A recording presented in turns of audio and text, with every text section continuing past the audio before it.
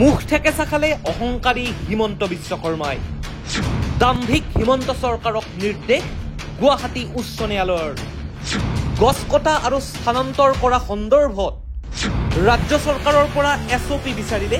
গুৱাহাটী উচ্চ ন্যায়ালয়ে দীঘলী পুখুৰীৰ গছ কটা সন্দৰ্ভত প্ৰদান কৰা আবেদনৰ শুনানিত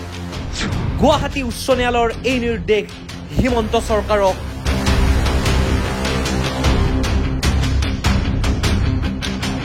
গছ কটা আৰু স্থানান্তৰণক লৈ ৰাজ্য চৰকাৰৰ পৰা এছঅপি বিচাৰিলে গুৱাহাটী উচ্চ ন্যায়ালয়ে মঙলবাৰে গুৱাহাটী উচ্চ ন্যায়ালয়ে অসম চৰকাৰক গছ কটা আৰু স্থানান্তৰ প্ৰক্ৰিয়া সম্পৰ্কে এছঅপি দাখিল কৰিবলৈ নিৰ্দেশ দিয়ে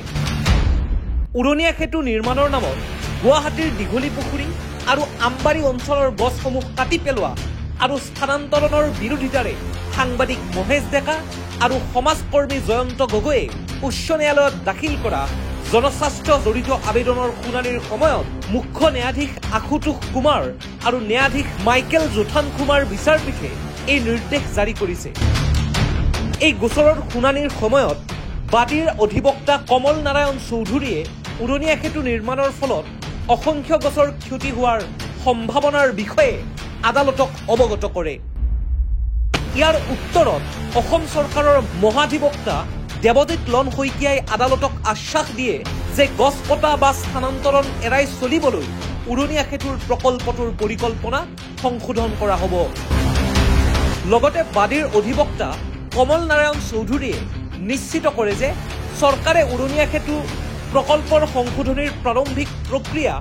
আৰম্ভ কৰি বিষয়টো সমাধানৰ বাবে আগুৱাই আহিছে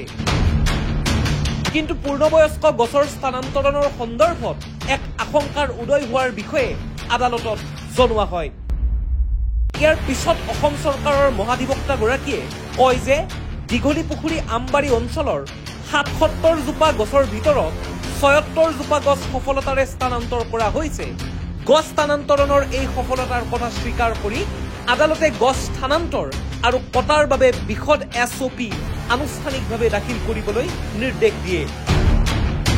লগতে ভৱিষ্যতে গছ স্থানান্তৰ আৰু কটাৰ ক্ষেত্ৰত এই এছঅপি যাতে কঠোৰভাৱে মানি চলা হয় সেয়াও নিশ্চিত কৰিবলৈ আদালতে কয় মহাধিবক্তা শইকীয়াই আদালতক আশ্বাস দিয়ে যে পৰৱৰ্তী শুনানিৰ ভিতৰত এছঅপিৰ বিশদ বিৱৰণ আৰু নিৰ্মাণৰ সময়ত গছ সংৰক্ষণৰ বাবে গ্ৰহণ কৰা ব্যৱস্থাসমূহৰ বিষয়ে শপতনামা দাখিল কৰা হ'ব যোৱাকালি গুৱাহাটী উচ্চ ন্যায়ালয়ে যিটো নিৰ্দেশনা দিছে এইটো যথেষ্ট তাৎপৰ্যপূৰ্ণ আৰু যথেষ্ট গুৰুত্বপূৰ্ণ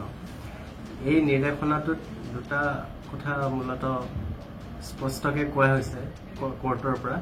যে এটা হৈছে চৰকাৰী অধিবক্তাই সঘনাই মানে বাৰে বাৰে কৈ আছিলে কোৰ্টত যে এইটো এটা পাব্লিচিটি ষ্টাণ্টৰ কাৰণে কৰা PIL বা ইয়াৰ আগৰ শুনানিটো লৈ গৈছিল যে এইটো এটা মানে উন্নয়নত বাধা জন্মোৱাৰ ধৰণৰ এটা PIL মানে তো কিন্তু কালি গুৱাহাটী উচ্চ ন্যায়ালয়ৰ যিটো নিৰ্দেশনা তাত স্পষ্টভাৱে কৈছে যে এইটো এটা প্ৰকৃতি সুৰক্ষাৰ বাবে মানে মাদাৰ নেচাৰ বুলি কৈছে তেওঁলোকে তেওঁ সুৰক্ষাৰ বাবে লোৱা এটা বিনম্ৰ প্ৰচেষ্টা গতিকে ইয়াত কোনো বাধা জন্মোৱাৰ কোনো কথা নাই বা এইটো পাব্লিচিটি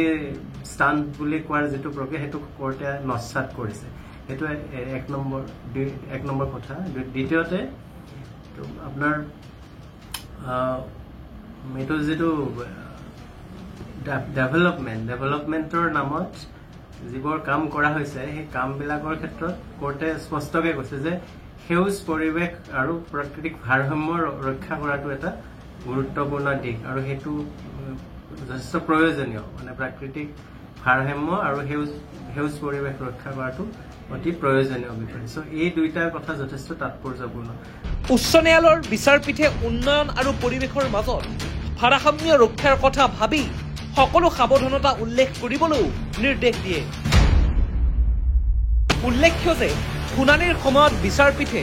আবেদনকাৰীক বিৰোধী হিচাপে নহয় উত্তৰ প্ৰজন্মৰ বাবে মাতৃ প্ৰকৃতিক সংৰক্ষণ কৰাৰ প্ৰচেষ্টা হিচাপেহে উল্লেখ কৰি গণ্য কৰে এই গোচৰৰ পৰৱৰ্তী শুনানি অহা 4 আগষ্ট 2025 অনুষ্ঠিত হ'ব নিউজ ডেস্ক ৰিপৰ্ট দি অপিনিয়ন